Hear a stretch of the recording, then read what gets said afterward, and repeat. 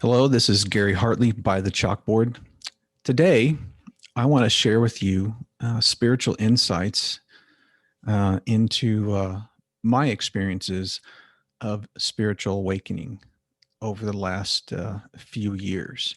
A few years ago, just some amazing things started happening to me within me, changing my perspective, changing my understanding of life, changing my understanding of this life. This life is me. This is the life that I was looking for. This is the life everyone is looking for. You're looking for your own life. You're not looking for someone else's life. You're looking for yours, this life. And through my, what do I call it, growth and changes that were occurring within me, I started writing things down.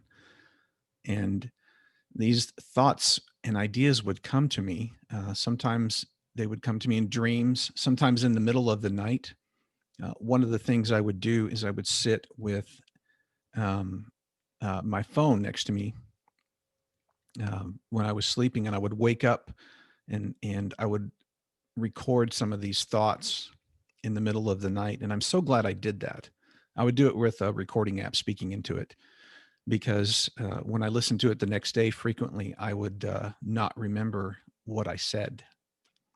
And so I started recording these things and writing them down. I wrote them down uh, in the notes of my phone.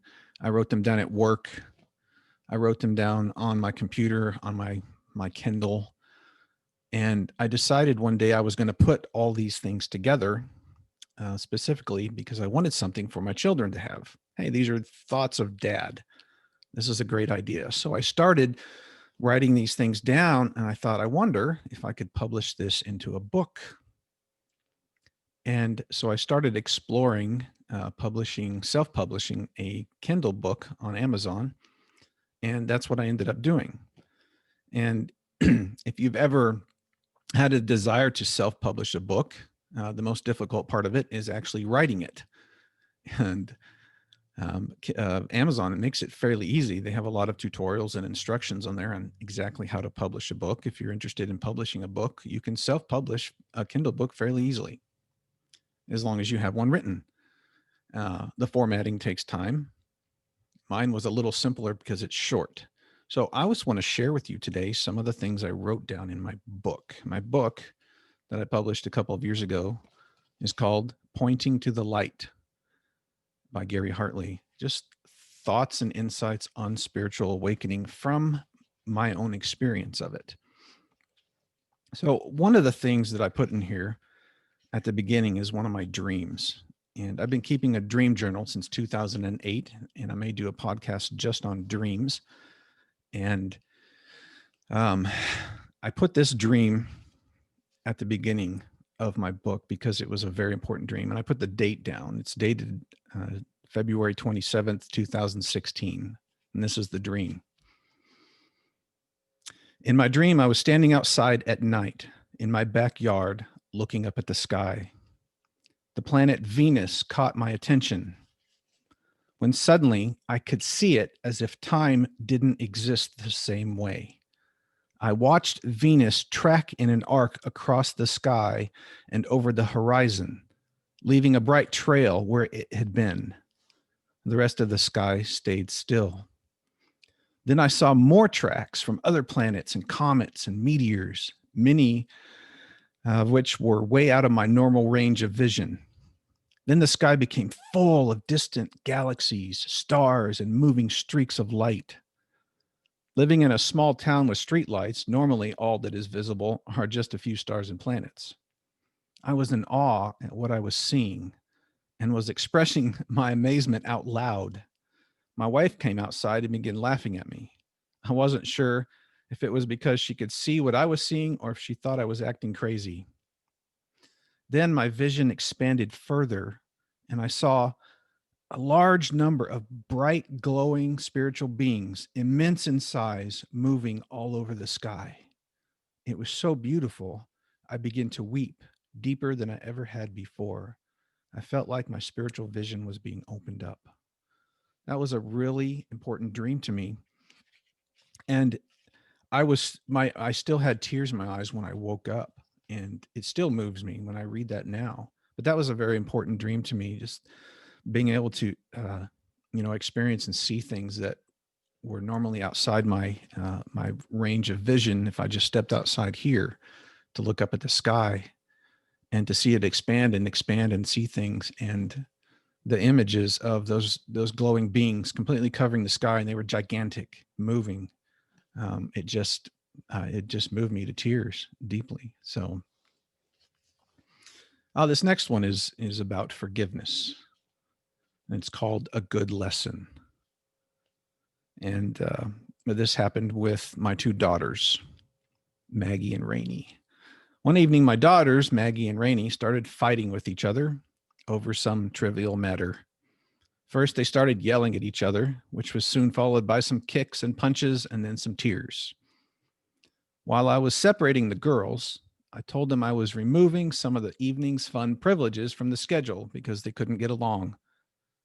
I spent a few minutes alone with each sister, listening to them blame the other one for their own actions. She wouldn't stop looking at me, but she kicked me first. After calming them down, I told each of them they would have to get together and resolve their disagreement. They finally agreed and met in a bedroom. A couple of minutes later, they emerged from the room smiling and happily announced they had fixed everything. I was proud of their efforts that brought such quick resolution, so I reinstated the fun privileges for the evening. Rainey looked at me and said, "But you told us we couldn't do that tonight because we were fighting." "Rainey," I answered, "remember what I am about to tell you. Forgiveness changes the course of the entire world." That was an important lesson for them and for me, because forgiveness changes everything, doesn't it? It changes your heart. It changes the way you see people when you forgive. And truly, forgiveness is always about yourself, because when you have unforgiveness towards someone, you're seeing them in the wrong light. You're seeing what is untrue about them. When you see what is true about someone and have true vision, um, this is the way to see someone, and it's the way you'll see yourself. So forgiveness is really all about yourself, and it's about forgiving yourself for seeing someone in a way that is untrue about them, because people want to be seen in true light, and you want to be seen in true light. And I know in spiritual awakening, one of the things that helped me a whole lot was learning to see myself truly, because I had made up a whole lot of illusions and false beliefs about myself that were simply not true. And when those begin to come unraveled, and I begin to see that, you know what, this life is a great life. This life is me. When you begin to see you as a great life, as a great aspect of life, one little microscopic aspect of life here on this earth, and you begin to see yourself as something wonderful and great, your life expands in amazing ways. And then you start seeing other people the exact same way. You see the same thing. You may see someone that was frustrating to you before in a completely different light.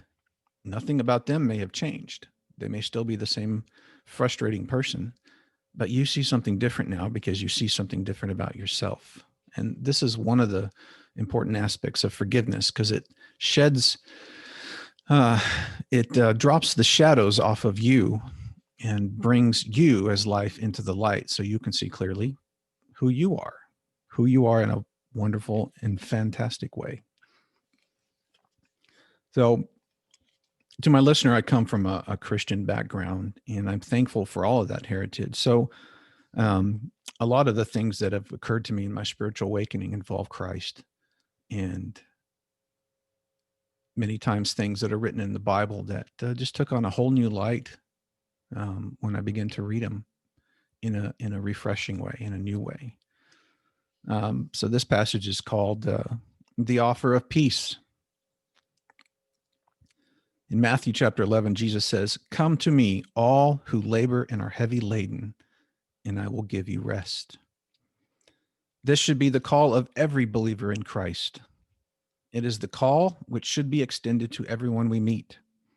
It is the offer of peace. Extend peace then to everyone who is sharing the road with you. Give them rest from the hurry and anxiety of driving. Offer peace to everyone who works with you. Show them your peace is unmoved by mistakes, deadlines, and paperwork. Provide peace for every customer who comes into your business. Before you offer them a product or service, invite them into your rest. You can pray for peace, but God has already given his answer. Peace will increase in you when you share it with everyone you meet. I really like that. Share your peace with everyone. Be prepared for that every day. Because the more you share your peace, the more you will find it increases in you. Same thing with other things. If you find yourself lacking in patience, well, the simple way to increase that is to share your patience with somebody else and watch it grow in you. And it will grow in such a way that you will find yourself undisturbed by things that used to disturb you. And then that's what I call spiritual awakening, when you become aware of something about yourself that was greater than what you believed before. I've encountered situations that used to make me frustrated or angry, and that frustration and anger, it just didn't show up. It wasn't something that rose within me emotionally or in a thought or both. And I had to, be aware of it and do something with it. It just didn't happen. It just didn't happen. It wasn't there at all. And to me, that's what spiritual awakening means, is coming to that awareness that, wow, these things really do work if I put them into practice this way, offering my peace to everyone and being unaffected by the negative influence that used to used to have some influence on me, sometimes greater than others. So let's see, what else should I read here? This is a good one. This is called suffering. There are moments where I still believe if I suffer enough, it will lead to my freedom. If I can carry this heavy burden, which I have packaged together far enough, if I can drag this heavy chain, which I have shackled to my own leg far enough, if I can bear the burden of my guilt, which I have placed upon myself far enough, perhaps I will be free. You may identify with this. This is a way of thinking that is not healthy. But I used to think this way, that perhaps I deserved suffering, that without realizing at the time that so much of that suffering, perhaps all of it, was my own doing. It was a result of my own thinking. It was a result of living in the memory of the past or being anxious about a future that doesn't exist, instead of being present with what is happening right now and being aware of what is happening right now. And I used to think that I deserved those things, and came to the realization over time that, this heavy chain around my leg that I feel like I have to drag with me, I put that there myself. This heavy burden I'm carrying, I am carrying it because I put it there. I can also put it down. I can put it down, but I don't want to put it down, because sometimes it's almost like Gollum with his ring in Lord of the Rings. My precious. Oh, this is my precious. I'm keeping it. Oh, I know it's unhealthy and it's doing damaging things to me, but I'm going to hold on to it. No, being able to set those things down, realizing, what, I've done this to myself. I've imagined this in my own mind and placed these burdens upon myself. And since I've placed them upon myself, it's my doing to undo those things. And I can do that. This one's called Celebrating Life. And this is appropriate at this time of year. A few times a year, we participate in special celebrations, birthdays, anniversaries, national or religious holidays, etc. But the celebration of life is going on right now, every day, every minute, every second. Still looking for your invitation? You are already an ornament on God's Christmas tree. I like that one. This passage is called Hide and Seek. There is a game children play. All over the world, in every culture, they play it. Here in America, we call it hide and seek. In this game, a group of children get together, and one child is chosen to be the seeker. The seeker closes their eyes and counts while the rest of the children hide. When the seeker is finished counting, he opens his eyes and shouts out, "Ready or not, here I come." Now what? In this game, there is no how.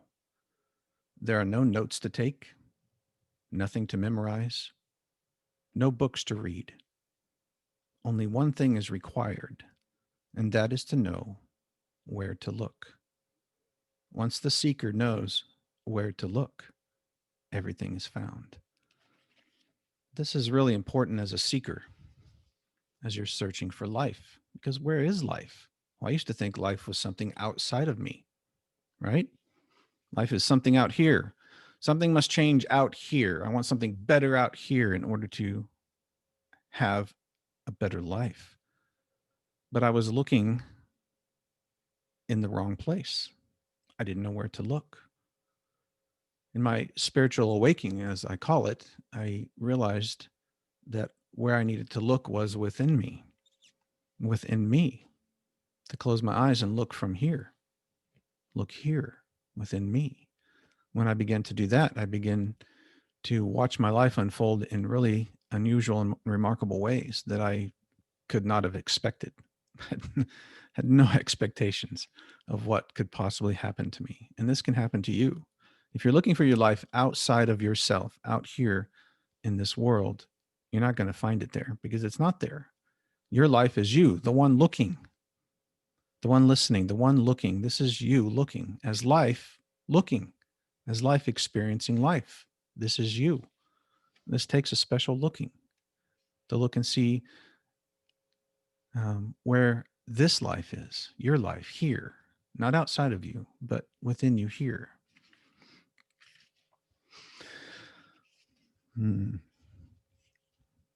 Here's something I wrote about politics. Politics is like a shadow. It has shape, perhaps some form, and appears to move. But a shadow is not a place to look for light. I thought that was important when I wrote it because, and I did this in my life too, and a lot of people do spend time looking for some form of light to come out of the political arena wherever you live. That if someone different is elected, then I'm going to find a greater aspect of life. Well, what if your aspect of life has nothing to do with who is elected, president or mayor or governor or whatever position? What if your aspect of life is only the one observing those things happening? Because it is. See, happiness is not found outside of you, regardless of whether it's an election or whether you're in a relationship with a particular person you want to, or whether your job changes. Happiness is found within you. In fact, you were made with it. It's a part of you, as life. Happiness is a part of life. Just like sunlight is a part of the sun, there's no difference. The two are one. And so happiness is a part of you in a natural way. It's not something you have to strive to seek. It's an existence as your existence. Well, I want to talk about something that began happening to me. And the only way I can describe it in words is I became aware that the voice of my mind is different than the voice that arises from my heart. And again, it's hard to explain this in words unless you've experienced that. And I've talked to people who understand, like, yes, there is a difference because the mind or the intellect has, there's boundaries to it. It only goes so far. But there's something about this voice from the heart that is expansive and there's no boundaries to it. And I begin to be aware of that voice that occurs within me. And sometimes this voice would come to me. It still does in the middle of the night. I would wake up wide awake, and these words would be there. Sometimes very profound words. Before I read this next section, I'll tell you one. A few years ago, I was preparing to fast during the month of February, and I was trying to determine what I was going to fast from because I'd always pick something. For the month of February, I'm not going to do this or have that or some form of fasting like that. Well, in the middle of the night, I woke up and these two words were there in my heart. Profound, deep, clear, crystal clear words. And the words were fasting to. And the meaning of that came to me. Fasting is not about fasting from something. It's about fasting to something. It's about fasting to. And that completely changed my fast for that February because I was trying to, in a way, suffer or pretend I was suffering by not partaking in these things, whatever they were. And fasting too became something completely different. Oh, this is fasting too. So sometimes those kind of words come to me and they're deep and profound and they mean something to me in my life, something I need to look at very closely. So this came to me the same way because I began to be aware and I was reading things that talked about how God, being light, only sees what is true about you. You think God looks at you and can see your sin, the darkness, the void. And I was asking God about this one day. Is this true? I was praying. Is this true? When you look at me, do you only see what you have made? Do you only see your creation when you see me? And these words came to me. And the words were, the sun has never seen a shadow. The sun has never seen a shadow. It knows nothing of shadows. The sun shines its light on everything it looks upon, and everything it sees is illuminated. To the sun, shadows don't exist. There are no shadows in God, since shadows show only that something is blocking the light. Nothing is blocked to God. So when he looks upon something, his light illuminates it perfectly. And the shadows of our own illusions cannot keep us from our Creator. It may seem that they can, but it is impossible for a shadow to block the sun. And that was a real important revelation to me. Like, oh. And I realized this, and I talked about this a few minutes before about seeing what is true about someone and seeing what is true about yourself. When you see what is true about yourself, you begin to only see what is true about other people. This is how we are made. When I have beliefs about myself that are untrue, and I believe in those things, I'm inadequate, for instance.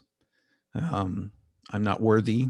I can't do this. I can't succeed. Things like that. Well, I look upon other people the same way. I see them as a reflection of that. But when I begin to see myself as, oh, you know what? I'm a wonderful aspect of life. You are a wonderful aspect of life. This is an important reminder for you to remind yourself of daily. I am an important aspect of life. I am full of life. I am full of love. I am full of peace. I am full of happiness. When those things begin to rise within you, and they do, and they will, because you're made with them, you begin to see other people the same way. Well, why would the Creator see me any differently if I'm recognizing that I see other people this way? Well, this is how God sees people, sees his creation, right? The sun has never seen a shadow. That was a really profound one.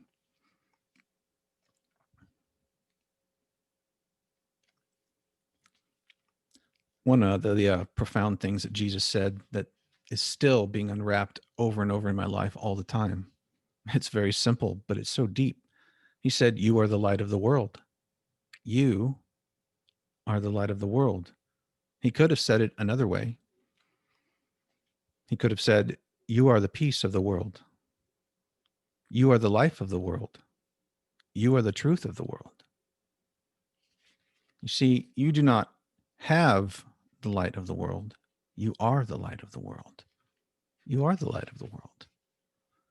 Jesus could say this about you because he recognized it being true about himself.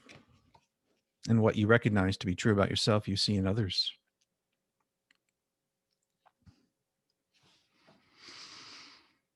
Here's a good one. Social media. Is social media bad or good? Social media is like a cup. Is a cup bad or good? Neither. It is only a vessel. Fill it with something that satisfies and is worth drinking. That's a good one for social media, I think. Hmm.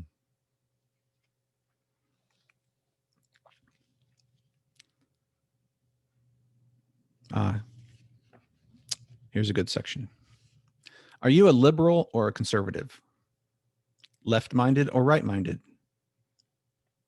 Are there any liberal clouds in the sky? Any conservative beams of sunlight? Any left wing or right wing drops of water in a stream? Can you find a radical tree in the forest or an enlightened flower in the field? These are just labels. What you truly are is beyond labeling. Throw labels away and simply be yourself. Search this deeply. Ask the questions you may have. What is yourself? Where is your self? Where are you? If you are part of the left or right, are you over there somewhere? Do you have to look to the left or right to find yourself? Do you ever say, oh, look, there I am over there? Has anyone ever discovered themselves somewhere other than here in this moment? Something within you is always right here, right now, unattached to labels and present. And the very next thing is related to that. It's called being the fastest. Why is the fastest among us given so much acclaim? Why is the strongest or smartest or most attractive human elevated above the rest? Is the fastest bird in a flock perceived as being the best by other birds? Is the tallest tree in a forest famous to any other tree? Has Mount Everest ever received an award from any other mountain for being the tallest? Has a single flower in a field ever thought that the flower next to it was more beautiful? When you step back and look at what is natural, no awards are needed. No acclaim is necessary for you to be you.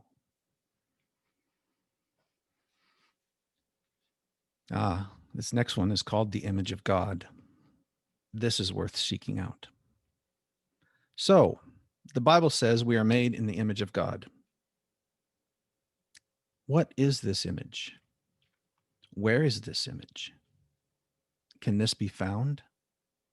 Can it be known? Can it be seen? In truth, you can't see it. You are it. You see from it. And you are also the witness of it.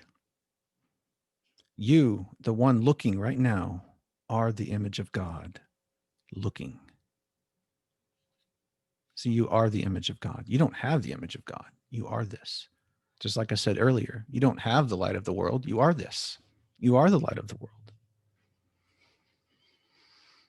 Here's another one that where these words came from my heart, and I wrote them down exactly as I heard them. To give you a little background, growing up in Christian churches, a number of times over the years, I've heard preachers say something like, "We don't deserve God's grace." And something within me started questioning that. What does that mean? Is that true? We don't deserve God's grace? And I was praying about this. And this is what I heard. And I wrote it down word for word. This is exactly what I heard. Stop trying to determine for yourself what you think you deserve. You have never been right about this even once. Instead, give all beliefs about deserving over to Him who says you are worthy of everything. I still laugh every time I read that. Stop trying to determine for yourself what you think you deserve. You have never been right about this even once. And I started looking at my life going, that's exactly right. Because I used to make up all these things. Oh, I deserve this or I don't deserve that. Well, I've never been right about that. The things that I deserve, apparently, is life. Because here I am. What have you done to deserve to exist as life? Anything?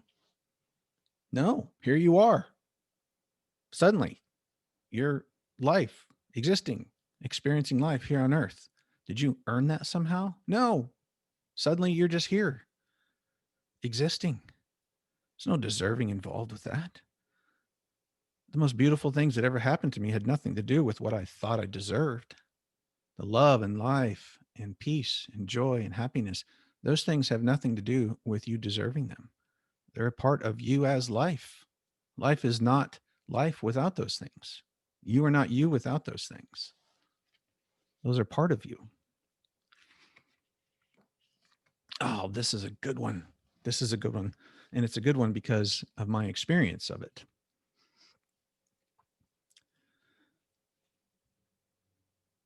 I used to feel guilty simply because a bad thought would rise up in my mind. Has that ever happened to you? A thought just comes up, a bad thought, and you feel guilty because you had this thought. Continue reading. I would recoil inside and try to deny the thought like it didn't happen. I wanted my mind to be like Christ because there's a verse in the Bible that says, but we have the mind of Christ. I always liked the verse, but I always felt like I didn't have the mind of Christ. I want the mind of Christ, but I have all these terrible thoughts. How can I have the mind of Christ if all these terrible thoughts are there?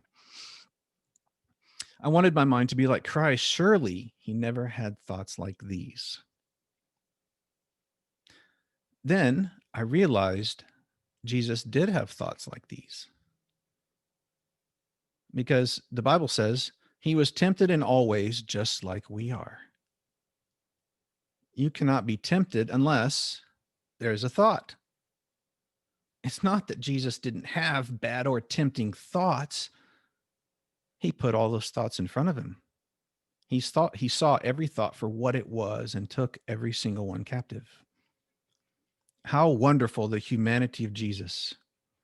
Now I am free to accept that unwanted thoughts might arise, but also free to accept that I have these thoughts.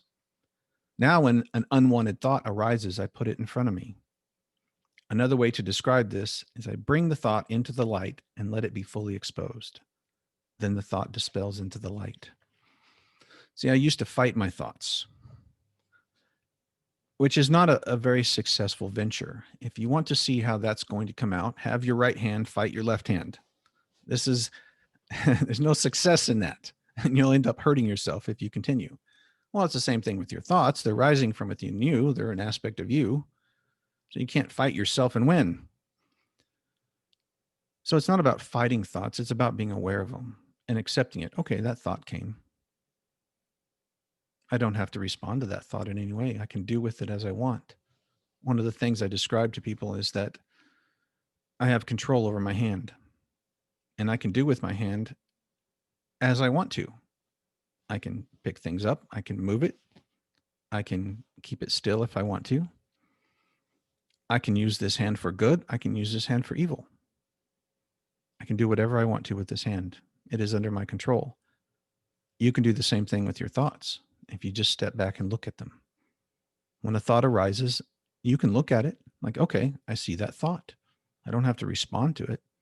I don't even have to get emotional about it in any way. I see that thought. It's there. Okay, I'm going to continue on my way. You can control your thoughts in this way, not controlling which one arises because they just kind of appear out of nowhere, don't they? I mean, what thought are you going to have 10 seconds from now? You have no idea. It just shows up. Sometimes it might be a terrible thought. But I came to peace with that, realizing I can have any thought I want. Okay, go ahead, show on up. But I know what to do with it now. And that's what freed me from this constant anxiety and fight about what was going on in my mind, in the intellect. This next section is called Try to Exist. Are you constantly struggling, trying to do something, trying to accomplish something, trying to improve in some way, trying to be spiritual? Stop trying. Let's try something for a moment. Just for a moment, try to exist. Oh, look, you exist, but you didn't have to try at all. Okay, let's try something else. Just for a moment, try to be yourself. You are really good at this. You are already yourself, except again, you didn't have to try at all. Want to keep trying? Try to pump your blood through your body. Next time you eat, try to digest your food. Try to listen to my voice. You get the idea. True life unfolds naturally without the struggle of trying. Ah, this one is called rejecting God. I believe it's okay for someone to reject God. Why? Because the very most anyone can do is reject what they believe about God. The very best anyone can do is reject what they think they understand about God, who is beyond understanding. So if you want to reject God, do it. Clear your table of everything you know about God. Set aside everything you have learned and believe. Then sit back and look. Is there anything left? Something is still here. Something unrejected, beyond your own understanding and belief, remains. Something that cannot be rejected is still present. You are still here. If you could completely reject God, then you would simply disappear and cease to exist. People all over the world would be disappearing all the time if this kind of rejection were possible. Remember, even in your rejection, God will always testify to what is true about you. Hmm. This is a good one. This is thoughts on suicide. Someone might say, I want to kill myself.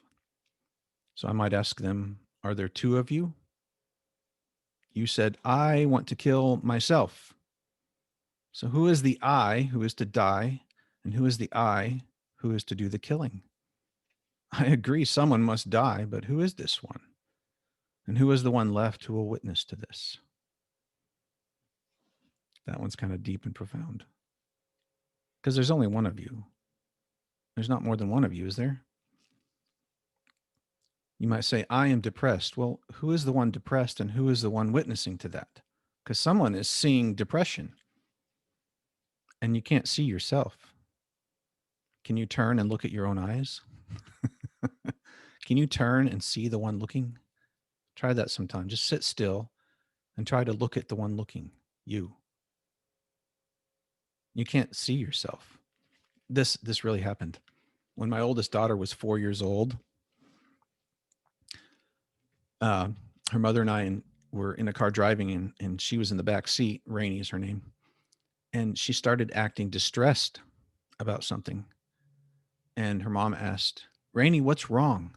And Rainey said, I can't see my eyes. That's a really profound thing for a 4-year-old. Like, I can't see my own eyes. You can't turn and see yourself. You can't see yourself. It's like a knife. You know, a knife can cut many things, but a knife cannot cut itself because it is one. A scale can weigh many things, but a scale cannot weigh itself because it is one. You, as the one looking, you can observe many things and experience many things. Can you observe yourself? Can you turn and see yourself? No, you can't see the one looking because you're the one looking. Try that sometime and just sit. Go, who is the one looking? Who is the one looking? And along those lines, this is called I Am Found. There's a line from the song Amazing Grace that says, I once was lost, but now am found. Well, who is the one who was lost? When I was lost, who was the one seeking? Who is the one which is found? And who is the one who has done the finding? Who is the one that becomes aware that I am found? When you find you, what do you find? What is there? What is there when you find you? When you're looking for you're looking for your life. That's what everyone's looking for. Everything we've ever done in life that we look at as mistakes, we're searching for life, but it's your life you're searching for. It's your own life. It's you as life that you're looking for. And that is found within you. as you.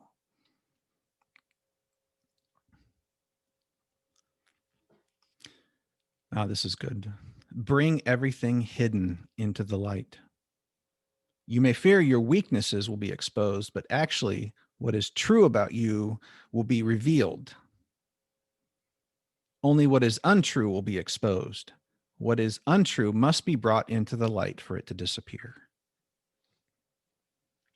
Hmm. Ah, this is called fire of grace. There's a verse in the Bible in Hebrews chapter 12 that says, "For our God is a consuming fire." Used to be a fearful verse for me. Not so fearful anymore.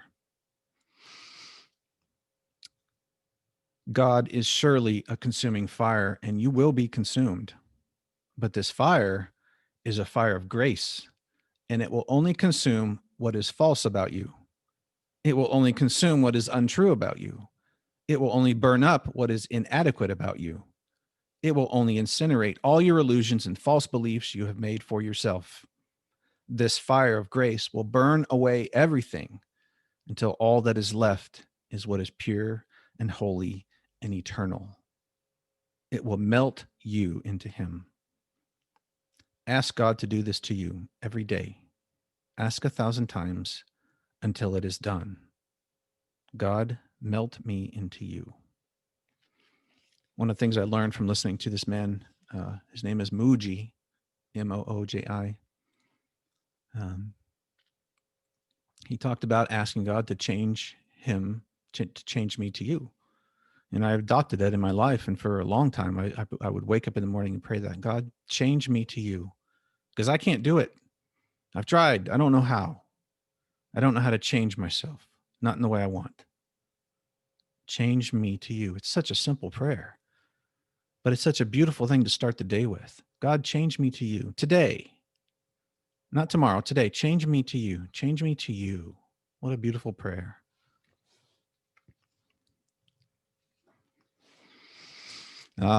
This is called Free Your Brother. When we cast guilt upon someone, we have made ourselves like a prison guard who has put a man in a cell and stands watch over him. As long as he remains our prisoner, surely this means we will be free. This is the delusion that our own freedom is dependent on. This is the delusion that our own freedom is dependent on keeping this person behind bars.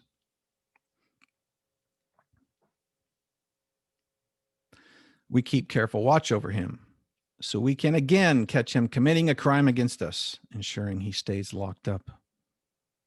But while we are watching over him, we don't realize that the bars we are looking at are those of our own prison cell that we have built for ourselves. Our own freedom depends upon us releasing the one we have imprisoned. Keep him imprisoned, and you will remain imprisoned. Free your prisoner. Open the door of his prison cell, and you will both walk free together. No one walks free alone. This one is about forgiveness. When you find your brother guilty, what you do is you keep him in a prison cell because you want to keep him guilty.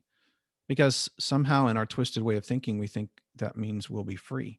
But no, the bars of the cage that you're looking through as you look over your guilty brother, whom you've called guilty, are the bars of your own prison cell you made for yourself.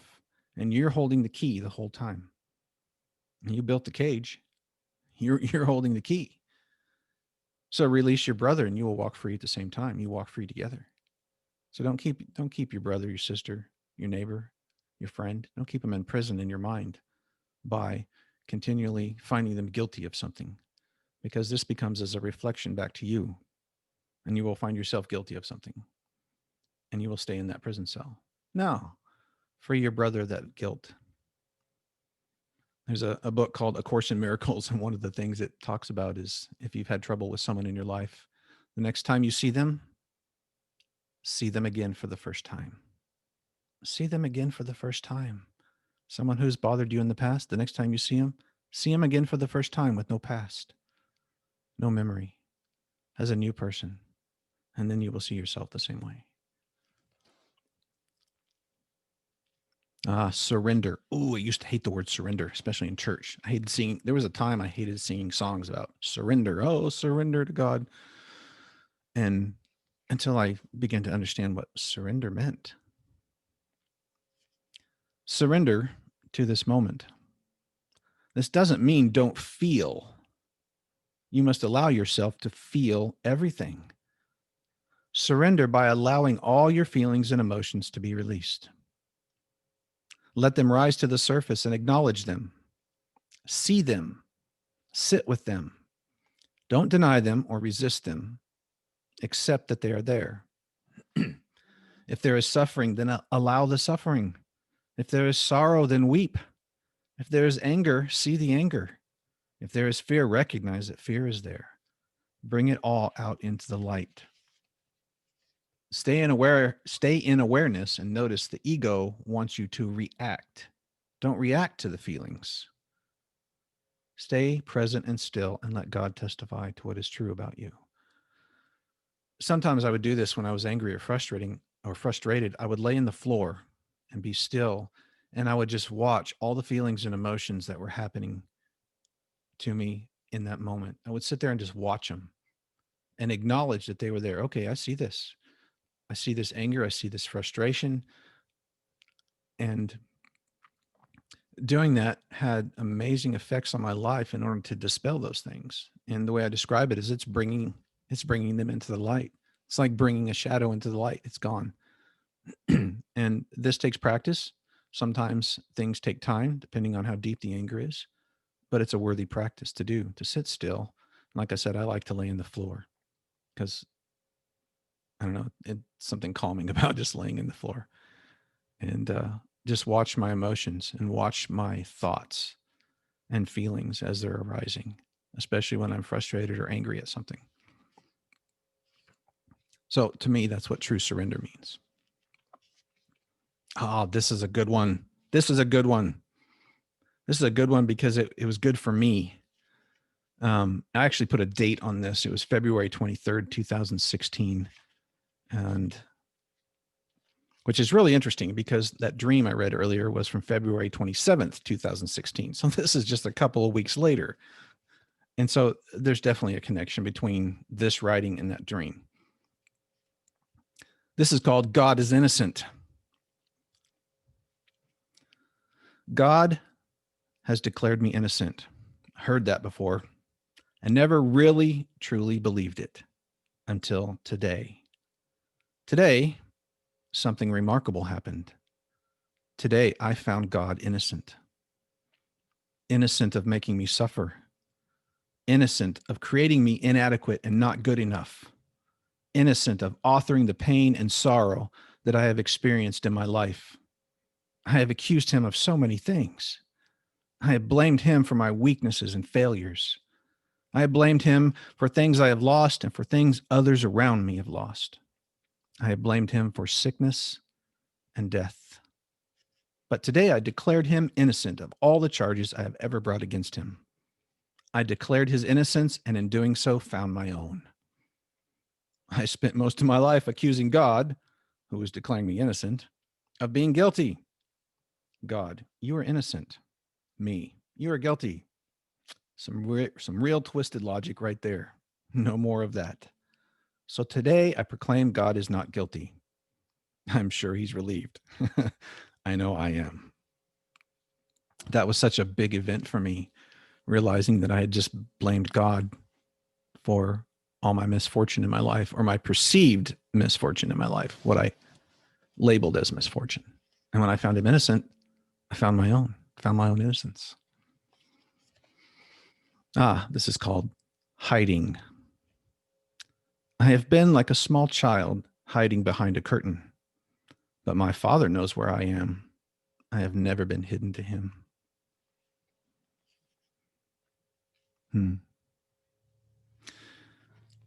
Defined by the past. You are not defined by your past. The past is gone. How can you be defined by something that is not?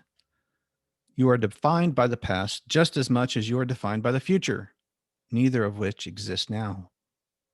Truly, you are only defined by what is now. right now. Yet, what you truly are is beyond defining. This is called asking God for what I need. I rarely ask God for what I need anymore. How do I know what I need? I'm usually mistaken about it in some way. If I step back from it and look, it's usually the ego demanding attention. Instead, I'm learning to surrender my own apparent needs to God and then ask Him for the grace to receive what I really need. Life works out much better that way, usually in surprising ways. Yeah.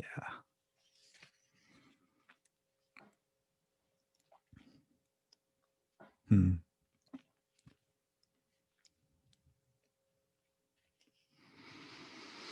Hmm. This is called peace. Do not try to find peace in a situation. Peace does not exist in situations. Instead, enter into every situation from the place of peace. If you do this, peace will protect your heart and mind in every situation. Hmm.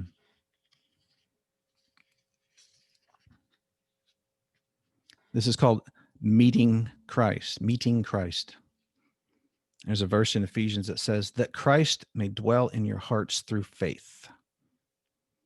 If Christ dwells in your heart, perhaps that is where you should go to meet him. You can't meet him where he is not. You must meet him where he is. I assure you, the only place you can meet Christ is in your heart. It's true about other people, isn't it? The only place you can value other people is in your heart, really. Yes, it's here.